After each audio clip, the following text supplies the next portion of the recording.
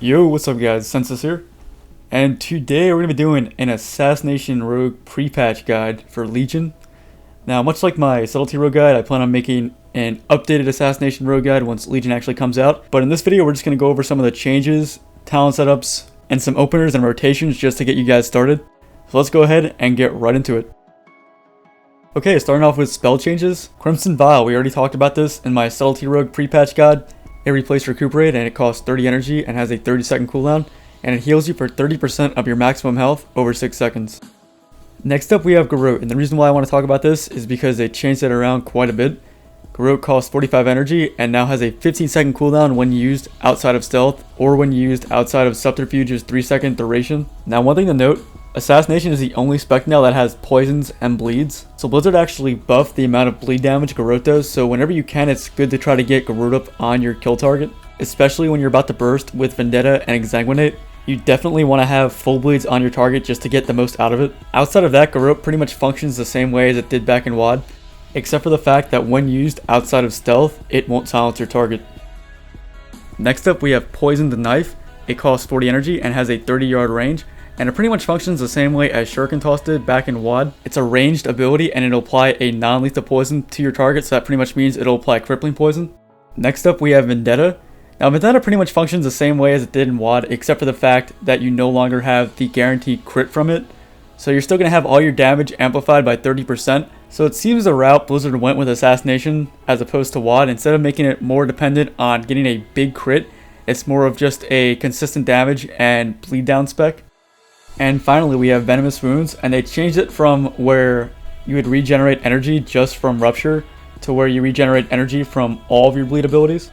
And I think one thing to note before we move on to talents is that you're going to want to use Crippling Poison and Wound Poison for the most part, but when Legion actually hits, you're going to be able to get this PvP talent called Deadly Brew, which will cause Deadly Poison to function the same way as Wound Poison. So you could use Deadly Poison to get the extra poison damage and still get the benefits of Wound Poison.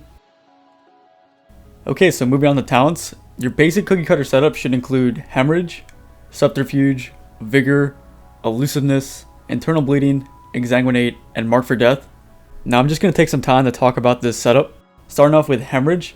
Hemorrhage actually increases your bleed damage by 25%, and that damage definitely adds up over time. So if I was to compare this with any previous rogue ability, it would be Revealing Strike back in WoD. You're always going to want to have this on your target alongside Rupture. Next up we have Subterfuge, and it pretty much functions the same way as it did back in WoD, except for the added bonus that it causes Garrote to deal 100% increased damage and have no cooldown when used while in stealth or 3 seconds after stealth breaks. Next up we have Vigor. We already talked about this in my Subtlety Rogue pre-patch guide. It increases your energy pool by 50 and increases your energy regen by 10%. Next we have Elusiveness, and Elusiveness also functions the same way as it did back in WoD. It decreases all damage you take by 30% whenever you use Feint. Next up we have Internal Bleeding, and Internal Bleeding also works the same way as it did back in WoD. It causes your kidney shot to deal a specified amount of bleed damage per combo point over 12 seconds. Next up we have a new talent called Exsanguinate. It has a 45-second cooldown, and you're typically going to use this whenever you use Vendetta, and it causes your bleeds to bleed out 400% faster. And lastly we have another ability that we had back in WoD, Mark for Death. It has a 30-yard range and a 1-minute cooldown, and it instantly generates 5 combo points on your target, and when that target dies, the cooldown resets. And with that, let's move on to some openers and rotations.